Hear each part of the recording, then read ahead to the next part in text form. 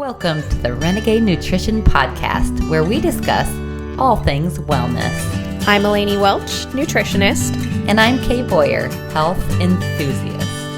Welcome back, Renegades. Welcome, Renegades. Welcome. We have another guest today on, and you know I love action items and solutions and getting things done, Eleni. And today is a action item, practical, get things done kind of day. That's true. I'm excited. I got lots of practical questions. Yes. We'd like to welcome to the podcast Brandon Faust. And Brandon is the owner of Mold Solutions. And so last week you got to hear our episode with Dr. Wendy Trudeau. We talked all about environmental toxins, and we talked about mold toxins as one of them. And today we get to talk about how to resolve mold issues in your house or in your environment. So I'm super excited. This is so well timed. And we were just talking about how it wasn't necessarily planned that way, but it works out perfect. So welcome to the podcast, Brandon Faust. We just can't wait to jump into this topic with you. Yes. I'm excited as well to talk about mold solutions, right? That's kind of what we do. We solve these mold problems, and, you know, it's really so important in regards to the actual overall well-being of people. And I think it's one of these subjects that for a lot of people, they don't even know that it's an issue. Yeah. And they're kind of wondering what is going on. They go to one doctor, another doctor, and they tell them different things, and none of them are looking for the actual potential cause point, the source of the actual issue itself. Yeah. And it was one of those things that even for me, before I got into this industry, my wife had said, hey, we should get a mold test on the house. And I was like, I'm not going to spend the extra money on a mold test. Yeah. I just didn't think it was really something to be concerned about. Yeah. And I was impacted by mold probably way earlier and had all kinds of physical things happening that I didn't realize until once I got into the industry, that's what was occurring. And, you know, it was pretty wild. A light bulb moment. Yeah, it was definitely a light bulb moment because, you know, probably 15 years ago, I was doing some volunteer work on, you know, with the church where they're getting all of their files updated and stuff like that. And some of the files were old and, you know, had water damage and they were musty. Mold loves paper. So if there's water damage and there's organic material, there's probably going to be mold. So of course you're opening up these old files and it's musty, but you're not only getting the smell, there's other stuff that comes with it in terms of like the poison that mold releases and the spores, right? So I was wondering why my feet were tingling and why I was getting inflammation in my hands at the time and did not connect the two at all. Wow. Right? Well, let's talk about this. Let's talk about your story and how you got into mold remediation, because I think this is probably juicy and it sounds like it's already I'm already so enthralled in your background. Yes. So tell us. The thing that made it so important to me, which kind of leads into, you know, really the light bulb moment for why this became such a passion for me, was, you know, we took over this company and probably 2 or 3 months into it, my son was born, and he's, great little dude. And, you know, I'm, you know, new parent, first time, believe it or not, you know, I was kind of starting late.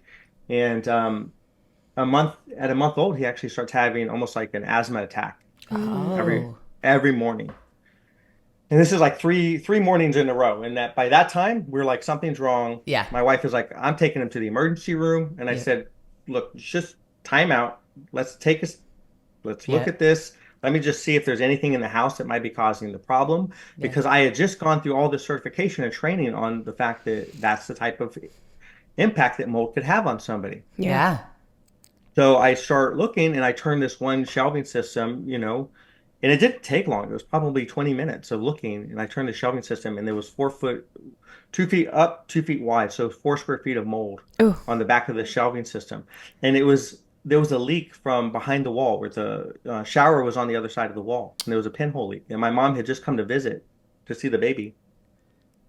You know, and that in that same room was the air handler, the central heating and air conditioner. So the actual furnace part of it was pulling the air and then distributing it throughout the house. Oh my.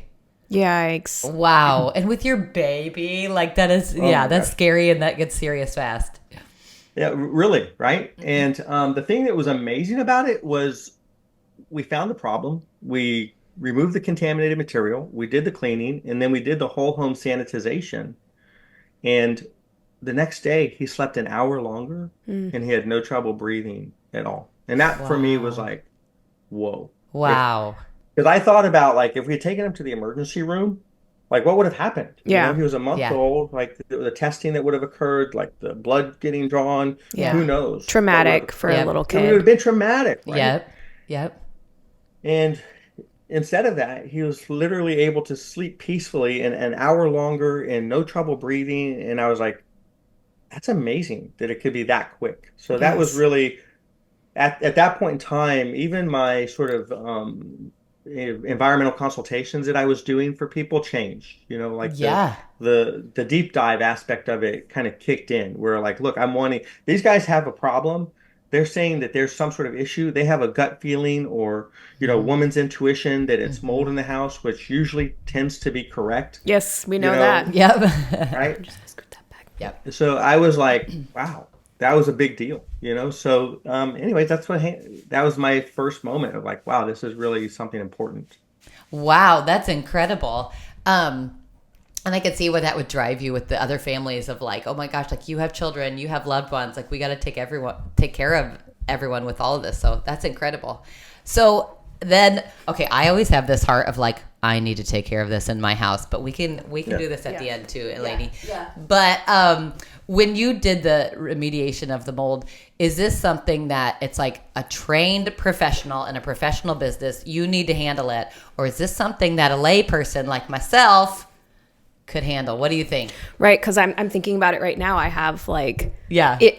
in our shower we have some spots of like mildew on the ceiling You can that see I it. have for so long been like, we need to clean it, we need to clean it, we need to clean it. But we have a new baby and it's just been one of those projects that every weekend we're like, let's take care of that, and then it Yeah, never right. happens, right? So Yeah. now I'm like, what do I we need do? to do it now. My baby needs to So sleep. What do we do? Okay, good. So let's talk to this because I'm sure there's a lot of people in this position, Yeah. right? And it's like, okay, is mold a do-it-yourself project? And I think that it really is depending on the size and scope of the situation. Okay. But most importantly is what is the cause point? Like what is actually bringing about the situation in the first place? And it's really crucial that whoever you use, whoever you call into your home, that they're able to figure that out. You have to figure out why is this happening? Mhm. Otherwise, it's just going to come back. Mm-hmm. But there are certain key pieces of information that I think everybody needs to know because that changes the approach to how you handle it. So Mm-hmm. mold, mold is a living, breathing organism. It's alive and it wants to survive. It wants Mm-hmm. to continue on. So when, just like anything else, it has survival mechanisms built into it and it has defense mechanisms built into it. So when you take any product to mold, it is going to agitate it.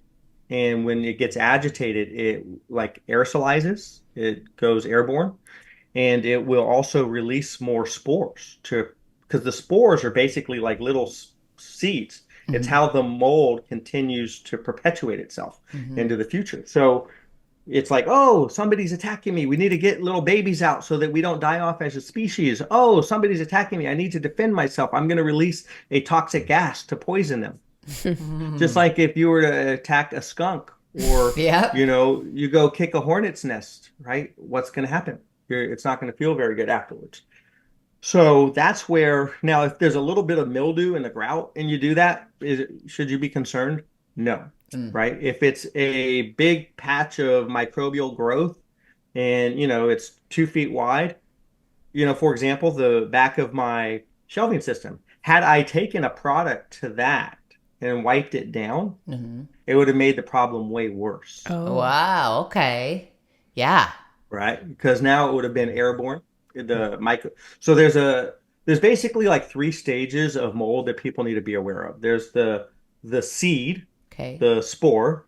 So the seed goes and lands somewhere and it gets enough moisture and nutrients like organic matter and oxygen, right? Those are really the things that mold needs to grow. So the seed lands, and then if it gets what it needs, and it starts spreading its roots, it kind of hatches, and then it's starting to grow. And then as it grows, it multiplies. It releases more and more spores.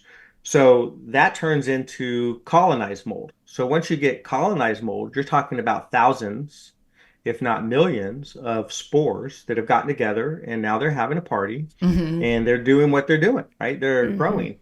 So as it grows, it wants to make sure that other mold doesn't like move into its plush territory, and it will actually release a toxic substance called a mycotoxin. So Mm-hmm. myco is the Greek word for fungus, Mm. MYCO.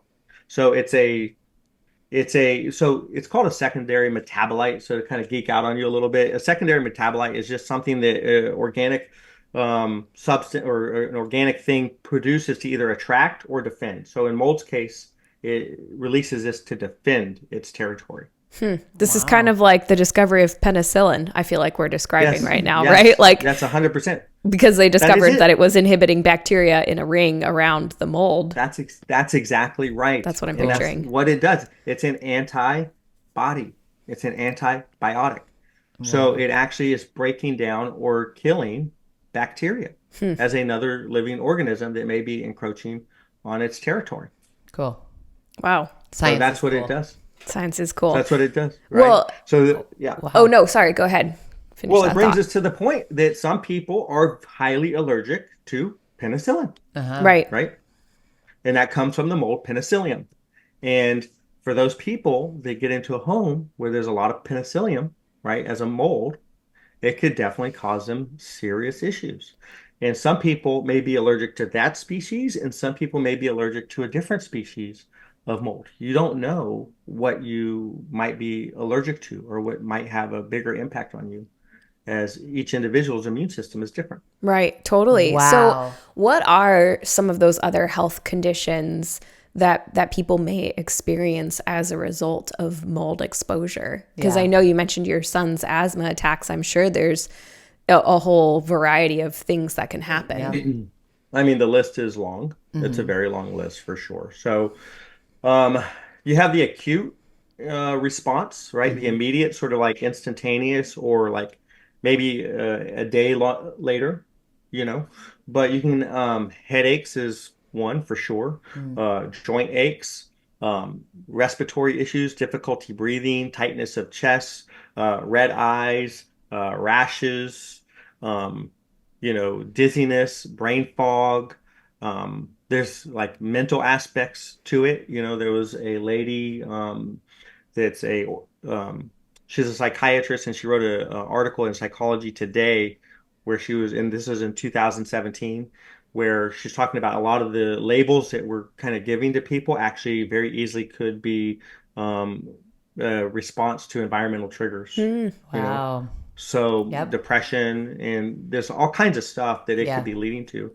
And then you go even further, and the mycotoxins could have a long term impact on people's health Mm-hmm. in terms of like the mycotoxin has a natural affinity. It's fatty in substance, so it has a natural affinity to the most fatty part of the body, which it's the brain, right? So it can Mm. actually get into the neurological system and disrupt the communication as well. So you have a lot of cognitive decline. Doctors are looking to environmental triggers to help reverse the like Alzheimer's, dementia, Parkinson, even cancer. So those are more like long-term things that can be brought about because of mold exposure.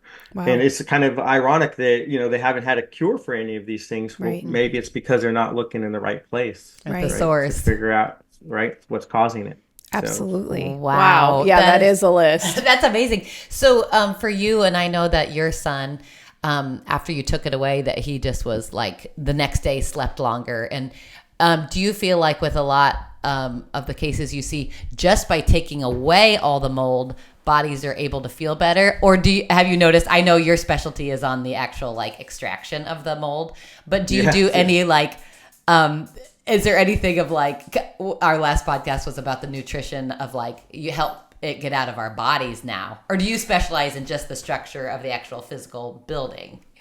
You know what I So, mean? obviously I'm a mold guy, right? Yeah. And I'm not a doctor, but at the same time, because of my unique experience with my son.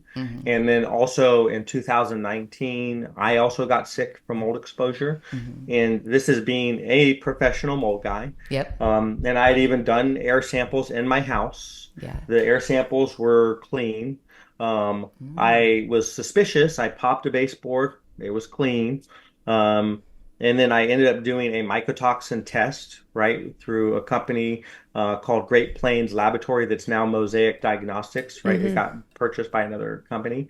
But you can do like a mycotoxin test with a number of different Vitality Wellness, real-time labs, also, Mosaic Diagnostics, and they'll tell you how much of the toxins you have in your body, right? And they can do Okay. a whole panel, Cool. right? I So need to do this. Yeah. yeah, so I was off the charts on Wow. a particular growth. Like high was 5 to 50, and I was at 1,215. Whoa, yikes. Oh. I was like over the top, and I was having fatigue, headaches, fevers once a month, and I had this pain in my chest that wouldn't go away. And I was taking all kinds of supplements, and Spanish black radish would help, but I'd have to take a lot of it. Yeah. And with all of that, I was like, wow, man, I'm in a dangerous industry, Yeah. And I thought it was from going into other people's homes. And then 6 months later, my AC overflows, and I had continuous flooring. So I'm removing all the flooring and I pop a baseboard. And sure enough, I knew exactly what I was looking at. It was a toxic mold called Chaetomium. And I was like, oh man, that's not good. So then I go further up, and literally in three-fourths of the master bedroom, there was like 2 feet of Aspergillus penicillium. And then going up the wall, and then at the bottom of the baseboard was Chaetomium. So you had these two different molds that were literally fighting it out in my master bedroom. Oh my God. It's like Wow. Freddy And versus Jason. Yeah. They're yeah, I mean, back. I thought Which I was like evil in will a win? safe zone, and it was a biological warfare zone, and it was pretty nasty. But Wow. I was Wow. I was impacted. Like my wife was okay, and my kids were okay. I have a son who's 6 and my daughter who's 4, and they always wind up in our bed at some point. So, Yep. but they Yeah. were okay, right? And it was like, wow. And I think it was because I was going into these other homes Right. and getting a toxic Yep. load. Of course I'm wearing my mask, but you have a beard, and you're talking about particles that are so tiny. Yes. Yeah. Like Yes. a human hair is 70 microns. The naked eye stops seeing at 40 microns. A mold spore is 7 microns, so you can Wow. fit 10 mold spores on a human hair, on the tip of a human hair. Wow. And the mycotoxin is zero point 0.1 micron. So Wow. 700 of them could fit on a human hair. So you're talking about ultrafine particles. Yeah. You're not going to Wild. see them. There's no way you're seeing them, right? Yeah. And even the air samples, to get back to that, they're like magnifying it by, maybe 400 times or 600 times. They're not going to see mycotoxins. So the air samples only tell you if spores are present. They don't tell you if mycotoxins are present, which is where you have to do like more sensitive testing, like the dust test, the dusttest.com, or there's like other, tests that are more, like Emma, Hurts Me. These are, if you're into the mold world, you know what those tests are, Sure. right? But they Okay. basically are testing for mycotoxins, and it's in the actual dust usually of the home. Wow. And Wow. yeah, there's this whole like a culture. There's this like subculture that most people don't even know about. There's a Facebook group with over 25,000 followers that is all about mold. And the lady who runs it, Kendra, she's not a remediator, but she did. There's only 50 of us in the nation that have done the certification for remediation for sensitized individuals. Wow. And she did it. She did that training, and she runs that group, and she provides a lot of free resources, and it's amazing. Honestly, anybody that wants to know about like the health end of mold should be part of that group. Wow. Wow. I'm gonna find it for you guys real quick. I'll tell you the Yeah, do exact because name. we will link it in the show notes for anybody listening. Yeah. This Yeah. is I have several follow-up questions, I'm sure, know, but me too. this is making me think because there was last year, 2 years ago, I can't remember exactly, maybe 2 years ago, at one point, my husband and I he called me downstairs into our basement. This is where we record, by the way. We're in the basement of Mm, my house. mm. And so we're in one guest bedroom. There's a second guest bedroom down here. My husband calls me in and he's like, look, and there is water pouring down from the ceiling fan with like no running taps in the house. And it's not like raining. There's just Wow. water coming out of our ceiling fan. And so we ended up eventually when we re-roofed, we couldn't look at the problem at the time. But I knew it was a problem and I was worried about mold. Yes. And but we just didn't have the financial means at the time to dig into it. And so when we re-roofed our house, we had them look and they found where the leak was. It was coming from one of the bathroom vents upstairs. Anyway, we solved that problem, but I'm still very paranoid about mold. There aren't any visible signs of mold On this side of the on paint. this side of the paint. Yeah. What are some of the things that people should be aware of in their house? Like, let's say, obviously, if there's visible signs of mold, that's one thing. But what if there's not? What might be other clues that something could be happening? Excellent question. A lot of times it's not visible. A lot of times it's kind of lurking behind the walls. So I think that one of the most important pieces of information is that where there's water, there's life.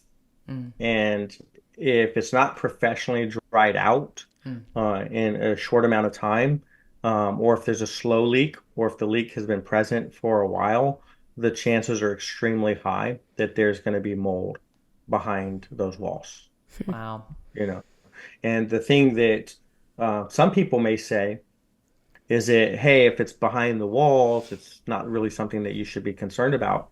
It's just not a fact because a home can get put under negative air, which is basically the amount of air in the home is being lessened or decreased when, let's say, you put on a bathroom fan or you put on a kitchen hood vent. What's it doing? It's pulling Mm. air out of the house and it's Yeah. right. Mm-hmm. And then so where is it going to get the replacement air? Mm-hmm. From the nooks, crannies, crevices, behind walls, it's going to pull it. And then if there is mold or mycotoxins behind those walls, it can then get into the building envelope. And then once it's in the building envelope, it can get into the HVAC system.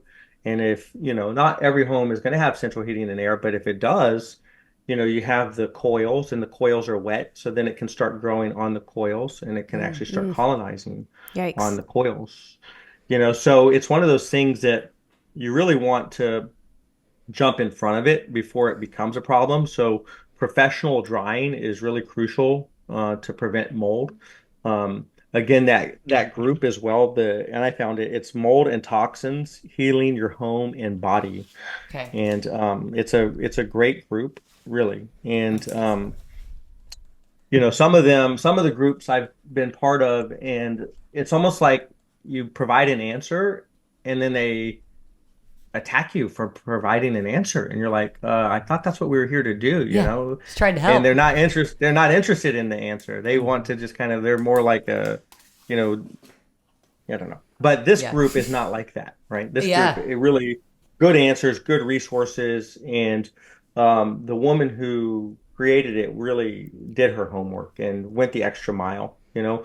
But to get back to the whole point, if you have an issue and you don't properly dry it out, the chances are high that it's going to lead to mold. So then it's like, well, is it a do-it-yourself project Yeah. or Right. not? Right. And you could do it, of course, like the sequence it's pretty standard, Yeah. like every job is going to be different, but what are you trying to do? You want to contain the area. So you Mm-hmm. want like plastic, like in usually pretty thick plastic. You're going to have to put a zipper on it so you can go in and out. So you zip it up and down, so you have like a containment wall, usually in a doorway. You put that space that you're going to be remediating under negative air. So you put like a fan or an air scrubber hooked up to a tube and you're blowing air outside the window, and then you have to have like a filter on your plastic. So you're bringing in filtered clean air into that space. Then you figure out the areas that you're going to remove. So you cut them open with like you want your lines to be, straight. So you use a chalk line, and then you use a tool to cut your drywall. Make sure you don't cut any pipes or tubes or anything like that. You try to do it as gently as possible. You put the drywall into a bag. You go 2 foot by 18 inches. It's kind of like so it fits into the bag. You wrap it up, and then after that, you make sure you treat the structural material, and then you do microcleaning, HEPA vacuuming, do a damp wipe with an antimicrobial product, usually something like Benefect or Decon 30. It's a thyme oil plant-based antimicrobial. And then after you do that, we always we go like sanitize the whole house. And the main reason being is because if you had colonized mold in a particular hot spot, then the chances are that it got spores and mycotoxins elsewhere. But we would sanitize that room and then usually the whole house and minimally sanitize the AC system, if not clean the ducts and then sanitize the ducts. And then afterwards, you can do like a microfiber rag wipe down in that room, and then you should be good.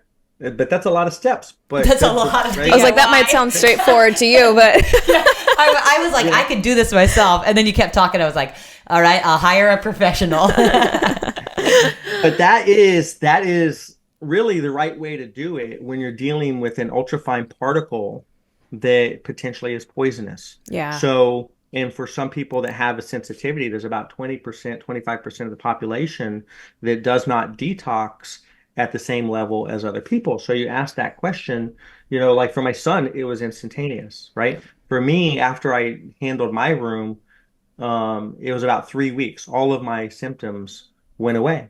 Hmm. And I Okay. had recently done another mycotoxin test, and my levels were dramatically different. Dramatically different. Just by removing the mold.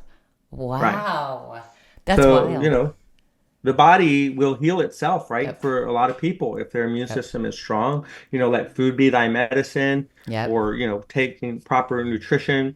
And if you have a, bolstered immune system, you can, and then for some people, they have like, they call it a gene mutation, but there's a particular gene, I think it's the HTLA gene is what it's called, Hmm. that prevents people from detoxing at the same level. So again, that's beyond my pay grade. I'm not a Yeah. doctor. I just deal with a lot of these doctors because there's not that many of us in the remediation world Hmm.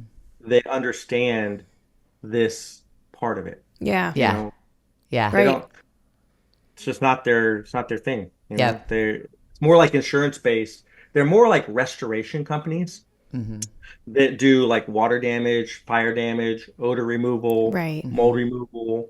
And to whatever degree, those guys are going to be a lot more skilled than your layman. Hmm. But the problem with it is if they say, oh, yeah, it's handled, and you think it's handled, but then you get like a false peace of mind, and potentially they may have actually made the problem even worse. Hmm. Because if they didn't take the proper precautions to really make sure that they didn't contaminate the house, if they didn't have proper containment, if they didn't have proper engineered air control, if their technicians were sloppy, and they don't do like a whole home sanitization afterwards, and they don't even think that that's needed, or they don't think that duct cleaning is really needed.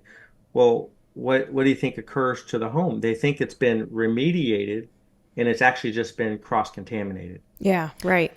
This leads me to a question, and so my family's from a flood of Oakville in Iowa. Was a big flood, and my in-laws' house was underwater, like up, and their basement was full of water, and then their second floor had like 4 feet of water.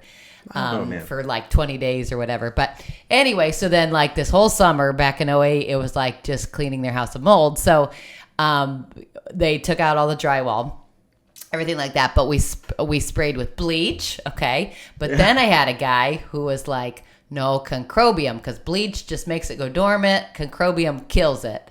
But now I heard you say some other chemical words that I don't know what they are. But so what's your thought on the bleach and the concrobium? What's kind of that deal?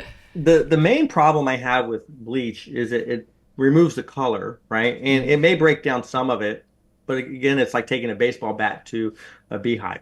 You're going to agitate it, So it's more. Are you saying let's just hit it with bleach and we're calling it a day? Even if bleach has an ability to break it down, which it doesn't necessarily, it may have some impact. But I'm going before bleach, I would use concrobium. But before I use concrobium, there's a lot of other products that I would probably use, Okay.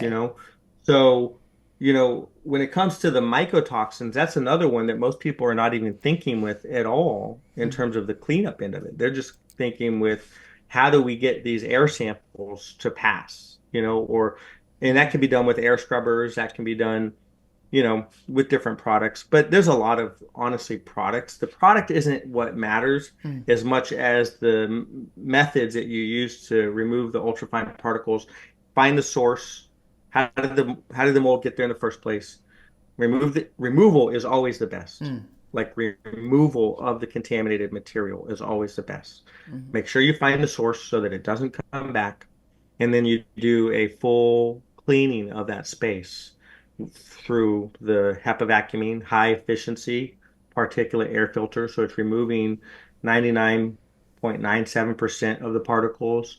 And if you wanted to take it a step further, you could even use the same vacuum that they use for like lead abatement or lead cleanup, which will help on the mycotoxin cleanup. Which we use those at Mold Solutions. We go a step further, especially when we're dealing with sensitive clients, for kind of removing those ultrafine particles. Mm-hmm. So to me, anytime a home has been underwater, and we deal with that here in Tampa, with the last I hurricane that bet. came, there was a lot of homes that flooded. You should see these homes. Like once you open up the walls and you open up the cabinets, remove them, there's so much mold. Mm-hmm. And people are wondering, like, oh, why am I sick? Why am I not feeling well? Why am I all of a sudden, a month later, things are breaking down physically? Mm-hmm. And yeah, well, because you're in a poisoned environment. That's really kind of the Mm-hmm. simplicity of it, you Wow. Wow. know? And So, that is like get a professional, because there's every side of every insulation and drywall and everything that was touched, and then even how it could have grown up, like it's everywhere. yeah, How because how it do wicks you up. yeah, how do you Wow. find a company who removes it the right way? I Well, mean, true. because And for us in Iowa too. we're in Iowa, so I'm like, oh, if we lived in Tampa, I'd just give you a Call call. you. Yeah. But like, how Yeah. do we? Is there a database of people who have this specific way of cleaning and paying attention to that detail, or how do we find somebody who's not going to make the problem worse? Well, if you go to normipro.com, you can find the guys that have been certified in Is that remediation for sensitive. NORMI? NORMI, Okay. normipro.com. And that stands for National Organization for Remediators and Microbial Inspectors. It used to be mold inspectors, but I think they changed it to microbial inspectors. Mm-hmm. But that's a good resource for sure. Anybody that's done that is going to kind of know what's going on. Also, that group there, there's a Hmm. lot of vetting that kind of happens through people that have already gone through an experience, and they can tell you whether it was a good experience, a bad experience. And there may be out of 25,000 or 23,000 people, there could be a couple people in Iowa that have gone through a similar experience, right? And maybe they use somebody. But at the end of the day, it is the homeowners or the tenant's responsibility to educate themselves so Mm-hmm. that they can ensure that the people that they are utilizing are doing it the right way. You have to have, because you might have to be the one to run your project. Hmm. You may not be the one to actually do it because maybe you don't have the gear. Maybe you don't have the air scrubbers. Maybe you don't have the full face mask. Maybe you don't have the HEPA vacuums. And maybe you don't want to go out and buy all of those things. Mm-hmm. And maybe you want to pay somebody to do it. But you have to oversee it and make sure that you're holding them accountable Mm-hmm. to doing it the right way. And if you see containment broken, right? No, get the containment, back up. And hey, by the way, there's a chance that you've cross-contaminated my home. We're going to be doing a whole home sanitization as part of this, and what product are you going to be using for the fogging? And are you using a mister or are you using a dry fog? Are you doing atomized sanitization where the particles are so fine that it will help to break down spores and mycotoxins, or are you misting? Because if you're misting, you're just adding a lot of moisture into the house. Not Hmm. a good way to do it. Yeah. Wow. So There's a lot. There's a yeah. lot to It's a consider. lot. Are there certain what are the certain conditions that may lead to mold growth within a house or a workplace? What should people be looking out for? I mean, we live in a high humidity state. What are there certain things that are just conducive to mold growth that, anybody who has these conditions should have their house checked for mold? What are those? Well, I'm glad you asked that because this is a very good time for me to introduce something for your listeners. It's a free gift. It's actually Oh, a sweet. download that they can do. It's moldebook.com. All Oh, right. And if you okay. go to moldebook.com, for the time being, it is a free download and it's mold-free living, how to prevent mold in humid climates. Oh. And it's 15 action points Yes, I love that that. right? In terms of like, look, these are the key things to be Hmm. looking for. These are the things that you can help to prevent mold in the first place, which is really if you want to save money, because there's nothing about mold remediation that is inexpensive. The Mm-hmm. equipment is expensive, the insurance is expensive, the labor is expensive. There's none of it that's cheap.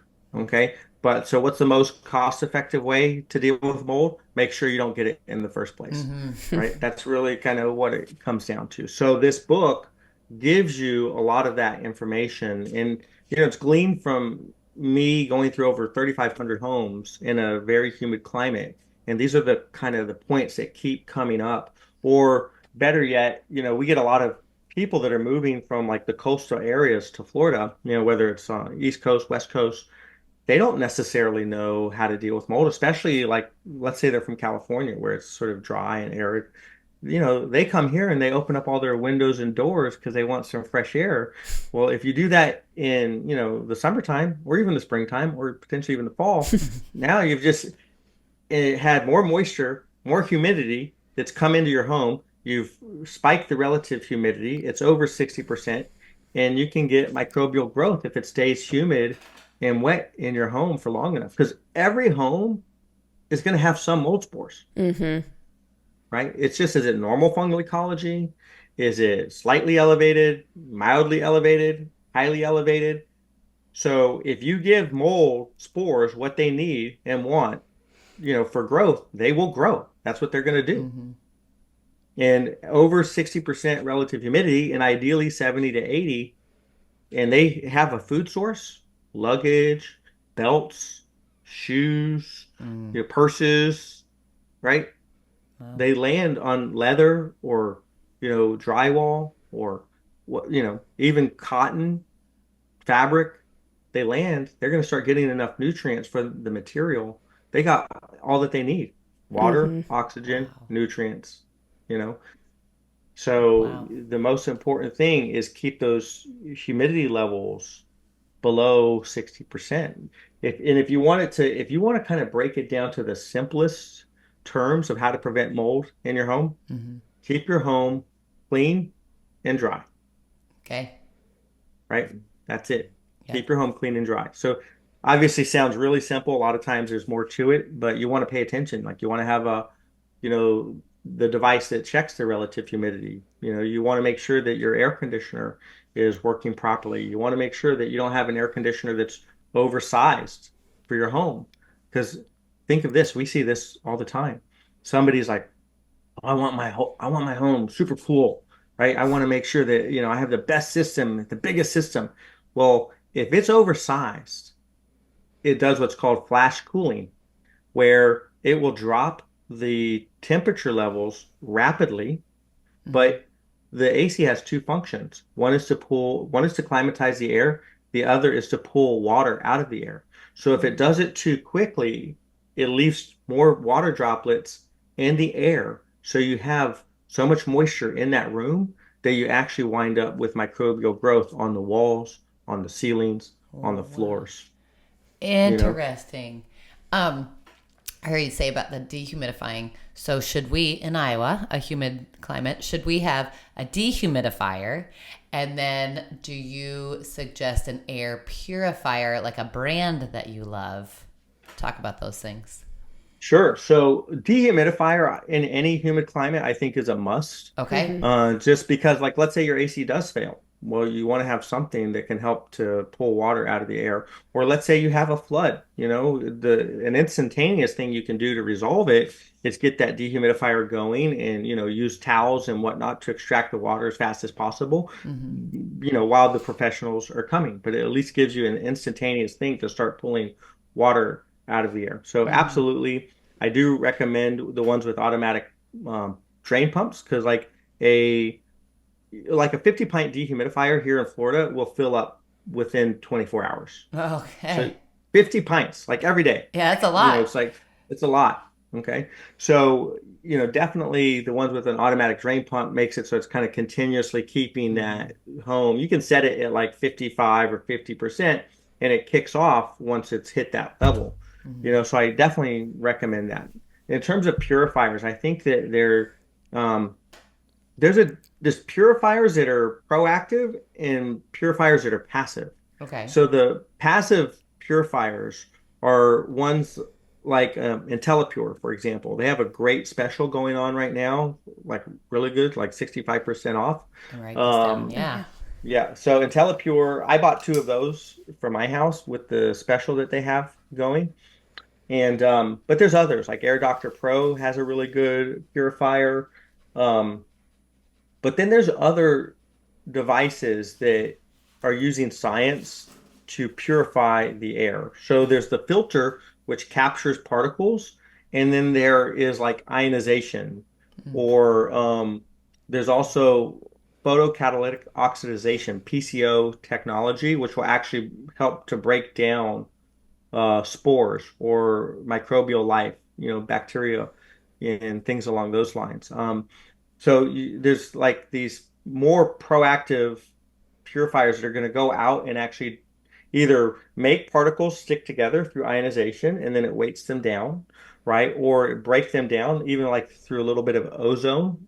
Some people don't like ozone, but you could always get something that does like an ozone blast where it runs for 2 hours while you're out of the house. And Mm-hmm. it's going to help to destroy spores and other, it has an oxidizing aspect to it. So there's a lot of tech out there, technology that you can use to kind of keep your home as clean as possible, keep your air as clean as possible. Because when you really get down to it, what are the three things that we need for survival, right? Yeah. Just like mold, we need stuff for survival, right? Yep. Food, water, and oxygen, Yep. right? The same type of thing. So the cleaner those things are, the better we survive. Mm-hmm. Cleaner the water, the cleaner the food, the cleaner the air, right? It helps us to live our best life. Mm-hmm. So we want to ensure that we're taking action to ensure those are as clean as possible. Wow, this is so fascinating. It feels like I'm like, that would be a lot of money to spend on my house, and that's why I've always been like, mold and all these things just feel like this like invisible problem, and I'm like, I'm not gonna spend all this money on this invisible problem. But now talking to you, I'm like, okay, it's worth the money. like even though you can't see it, so it doesn't feel like that it's something, but the science It, is catching up and showing like it is something. Yep. and it's one of these things that it's not like you are getting a purse. It's not like you're Yeah. getting a new car. It's not like you can see that, your money and like there's this Yeah. kind of there's Right. this thing that you get at the end, this reward, this gratification, Yep. you know. Um, and sometimes people wait until the pain point is big enough, Ah. but then the problem is way more expensive. Mm-hmm. So you kind of take these preventative actions Yeah. and it helps to reduce the cost down the road, you Yeah. know. So that's really where the knowledge and arming yourself on this subject is so important. Like, how do we prevent it? And Yeah. then also, if you do wind up with a situation, how do we find the right contractors to do the job so that we don't have to pay for it twice or we Yeah. don't have to, right? And Yep. then also knowing what to look for an inspector, because in many states, well, at least six, or maybe not many, but there's definitely certain states that it's actually illegal to have the same inspector and the same remediator on the same property within a 12-month period. They consider it to be like a conflict of interest, you know? Oh. And of course, if you have like a problem with the moral compass, then a lot of what you do is going to be problematic. But Yeah. but to ensure that people don't kind of have that lapse, they say there needs to be a separation. So that's where, find somebody who knows mold, find somebody who knows about mycotoxins, find somebody that knows about these more sensitive tests. Find, and this comes through the interviewing process and, calling your different potential contractors or vendors and saying, look, we want to get a mold inspection done on our home, but we also want to make sure that it's done right. And, that comes down to knowing where to look, what to look for. Do they have the right equipment? Do they have thermal imaging? Do they have meters for moisture mapping? Do they have black lights that are going to kind of show sometimes hidden mold? Where, like, if let's say it's a white mold, how do you find a white mold on white cabinets? Mm-hmm. The only way you're going to really be able to find that is through texture and potentially a light that's going to reflect differently on the cabinet than on the microbial growth, Wow. you know? Wow. So you So, need to, oh, sorry, go ahead. yeah, you need to make sure that you have an inspector that knows where to look, what to look for, Yeah. has the right equipment and the right knowledge and experience of dealing with clients that are doing it for health reasons, not just because they had a flood. Yep. Right, right. Yeah. So for somebody who's listening to this podcast today who is now like me, Yeah, like, oh crap. feels like they have Yep. like, when you hear about like bugs crawling on somebody and now you feel like you have bugs in your Yeah. clothes. Yeah. Right. That's how I feel. I'm like, I feel like Yeah, we have I'm surrounded by breathing. mold now. Yeah. What's the very first step that person should take? Like, what do they need to do today to get the process started? Well, look, I think the most economical test and probably the most decisive is the mycotoxin test because Okay. you're testing the person, right, in their body, Yep. Sure. and so find a health practitioner around you that is going to offer the test from, Mosaic Diagnostics or Real Time Lab or Yeah. you know, that's the one I've used is Mosaic. There's Vibrant Wellness as well that does a host of paneling, which is pretty thorough. Mm-hmm. And that's what I would say. And also, like, what's the most important test of all? The people test. Like, how do you feel in your home? Are Yeah. you feeling, like you have brain fog? Are you feeling fatigued? Are you feeling like joint aches or headaches and you haven't really figured out why? And then if you leave the house for a few days or you go on vacation, for a week or something like that, and then you feel better, right? That's Mm. a sure sign. But now there's a caveat to that because a lot of times when you're traveling, especially in hotels, they do not handle mold the right way. There Right. could be mold in their AC system, in their ducts. We went to Cancun last Christmas time period, and as soon as I walked in, it was so musty that I was like, absolutely not. And this was a nice hotel, Hmm. Wow. you know. Yeah. So, um, that's a factor. Humid climates, Yeah. there's a good chance that there's going to be mold. And then I started looking and moving furniture, and sure enough, there was a white film behind the furniture, and there was mold all throughout that hotel room. But people are Wow. paying like 300, 400, $500 a night to To stay in to get this sick. hotel to get poisoned, To right? get Yeah. So I went to the UK, a month ago and walked in. I don't know. I must like it follows me. I mean, mold is just asking for me to find it or something like that. Yeah. But Yeah. Your so gift. I went Yeah. in. So I went into this. I got this Airbnb and I walk in and immediately hits me. And Yeah. I'm like, I don't think I can stay here. I put my luggage down. I sit down on the bed and I'm like, there's mold in this place. I start looking. It's Boom, like your black spidey mold sense. up Yeah. in the corner, water damage, right? Yep. And they just don't even think it's an issue. The lack of awareness on mold being an issue Yeah. in the Yep. United Kingdom is like they're probably 10 to 15 years behind us in regards to Wow. understanding and we're still in the infancy stages, truly, in this entire industry Mm-hmm. of realizing how much of an actual impact it can have on our lives. Like Mm-hmm. we're at the beginning stages, unquestionably, Yep. but yeah, and of course it's humid there, it's rainy, it's wet, and within 1 hour of me being in that room, My arms were itching, you Mm-hmm. know, Yep. and I was like, oh, wow. So yes, what's the most important test? The person, the Yeah. people test. Like, Yep. Yeah. how do you feel in that space? You know? Wow. So now that I'm thinking about this, so I have, in our upstairs bathroom, like we mentioned, we have those like spots of mold that we've just been like, we need to clean this, we need to Because clean we, this, we need we to just clean this. ignore it. Yeah. Okay, let's just say it's a small area. It's just a few spots, but they've been there for a while. Is there a product that my husband and I could use? Because I think we would do the mycotoxin test to make sure we're okay. But is there a product we can use just in the meantime to get rid of that, knowing for sure we know that that's mold and we'd like to just get rid of it? How do we do that And we know safely? your water source is gone. Yeah. Yeah.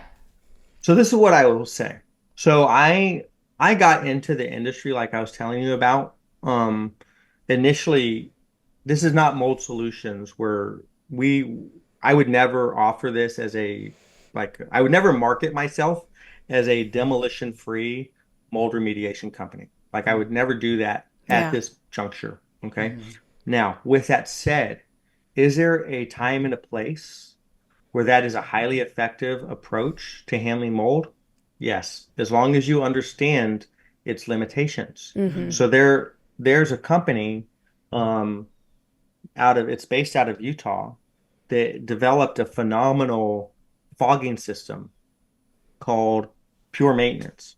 Mm. And their system of sanitizing is really, I don't know that there's a better one.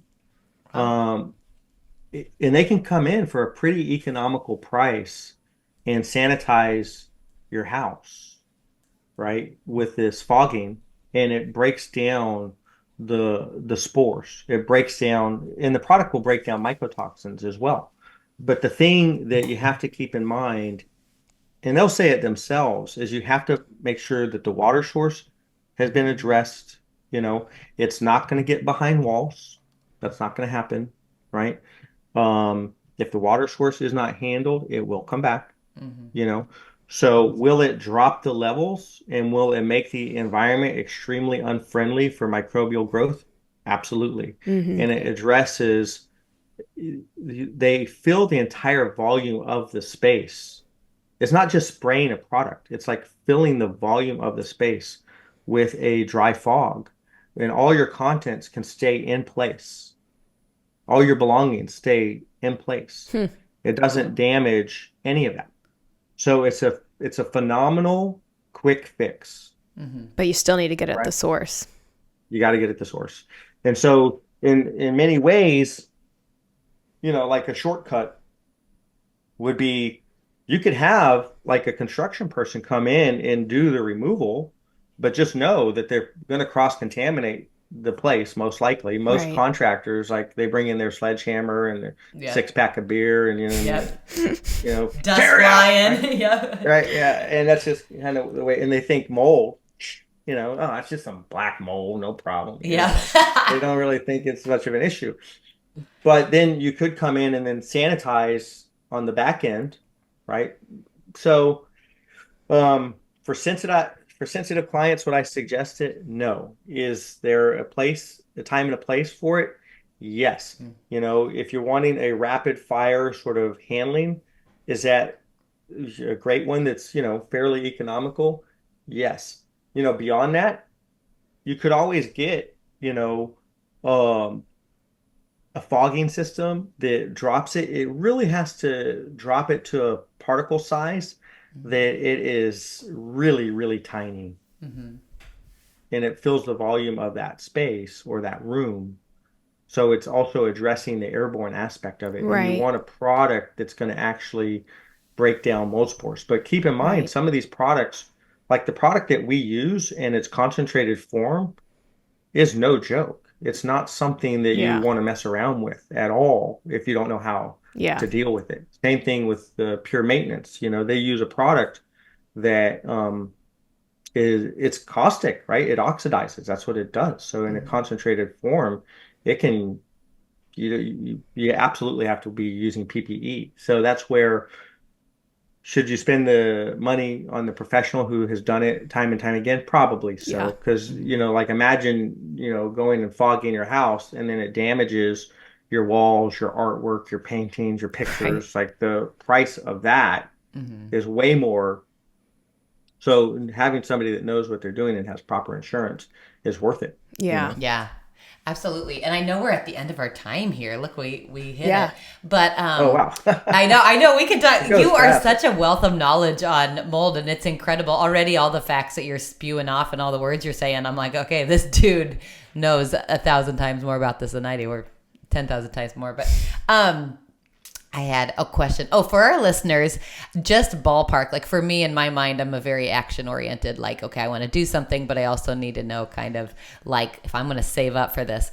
And I know you can't say because it's all about the house and the environment. But is this like a ballpark? Like if I would have mold solutions come to my house, is it like minimum like like a small thing would be like $1,000 to do the whole house is 10,000. Or are we talking like 20,000? Like what's a ballpark that our listeners can kind of think to save on, or if our insurance would cover it or that kind of thing? Look, it is all over the place, right? Okay. In terms Okay. of like, just to kind of put it in perspective. So here in Florida, let's just talk about what I know for certain. I don't know what the prices are in Yeah. Iowa or North Dakota or, Yep. Tennessee. I just don't know. Yep. But in Florida, for like a inspector that I wouldn't even use, like Mhm. there's no point even using them. It's like 350 to 500. And they're going Okay. to go they're going to go do some sampling, put it in the middle of the room and say, okay, call it a day. Mhm. And they get a report and they may even write like what's called a protocol of how to handle it, but it's usually a pretty generic protocol. Yeah. And you just basically wasted your money because they didn't really look. They don't Mhm. know what to look for, you Yeah. know? So a mid-tier inspector that usually is more experienced, they're going to do thermal imaging, they're going to do moisture mapping, they're going to do air samples, they may do some direct samples, which are far more accurate if you do a direct sample on what looks to be mold. Uh-huh. They're usually going to be between like, 550 to 850, Okay. somewhere in that zone, Yep. And don't get me wrong, you might be able to get like a decent inspector for 450, but you just got to make sure that they're doing everything as part of that. Yep. Okay. The high level inspectors, the top tier inspectors that are really kind of the top of the industry, and there's not that many of them. There's like we inspect, in San Diego, there's certified mold assessors here in Tampa, but there's not a ton of them that really do a high level inspection. Mhm. I mean, you could be paying 3 grand to 8 grand for just Okay. the inspection alone, Okay. right? Hmm. All right. But So they're we're saving doing pennies. All right. right? So they're doing mycotoxin testing. They're doing the bacterial testing. They're doing VOC testing. They're doing, volatile organic compounds. They're spending 2 days in your home. They're doing cavity samples. Yep. They're using borescopes. They're doing all the thermal imaging, all the moisture mapping. Yep. So it's their testing alone Yeah. is for their cost for the testing is not cheap, Yeah. Yeah. Yeah. right? Yeah. So, now I've heard of some people using a mold dog. And, Hmm. probably some of my traditionalists are rolling over in their grave right now in terms of me even bringing that up. But I've seen a pretty high level of accuracy with the mold dog. I love not it. not that I go saying you should use a mold dog, but on the people that were like, I'm using a mold dog Okay. and we've pulled the walls, there's been mold, Wow. right? And if they can sniff bombs and they can sniff hard drives and they can, why Yeah. not? Yeah. Right? So, and that might be a cheaper way to go, Mhm. So, but as a professional best practices, I don't know that I would be the one that recommended that. It's the Right. cutest It solution. is the cutest It is, solution. it is the cutest solution. Right? I love that.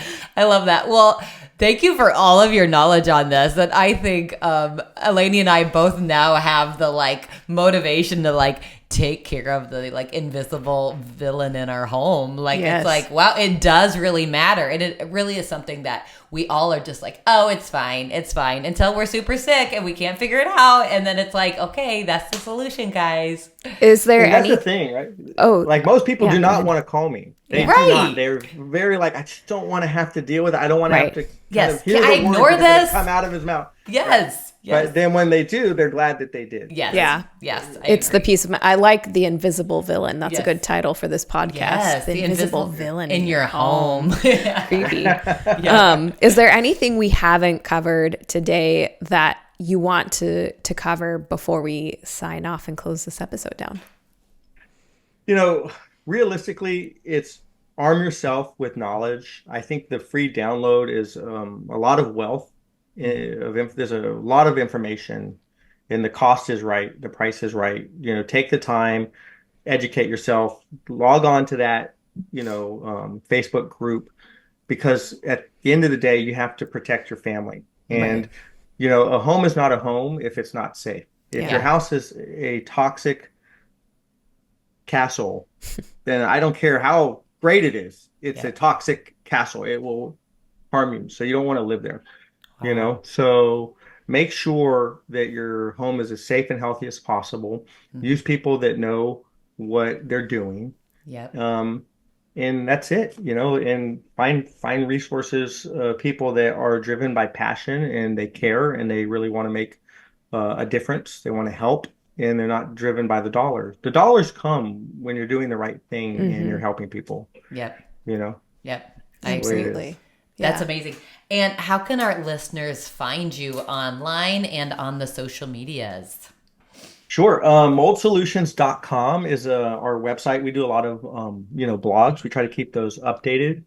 And, of course, that one's really easy, moldsolutions.com. And then there's mold.solutions on Instagram. Mm-hmm. So we do a lot of stuff there.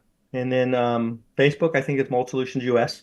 Okay. But those two resources, moldsolutions.com and mold.solutions, is really a great way to connect with us. We answer our, direct messages. If you slide into our DMs, we don't take offense, right? So, yep. Yeah. So that's pretty much the best way to keep in, and obviously they can always call us. And if they're in the Tampa Bay area, reach out, we're easy to find.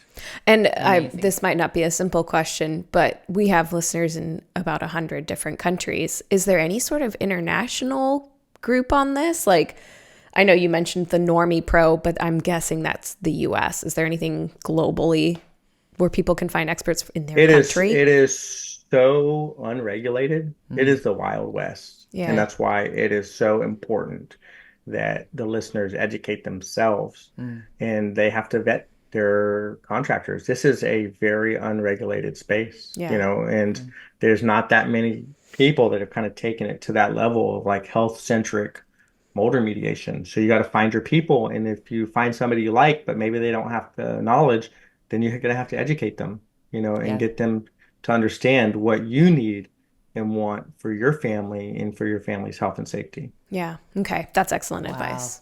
Yeah, this has been so useful, and my brain needs to like chew on this all a little bit to get it all kind of locked away in there. But thank you for your knowledge, and I think what you're doing for the America and the world is really great, and I really think you found kind of your gift and your zone, and this is really cool to just watch and be able to interview. So thank you very much.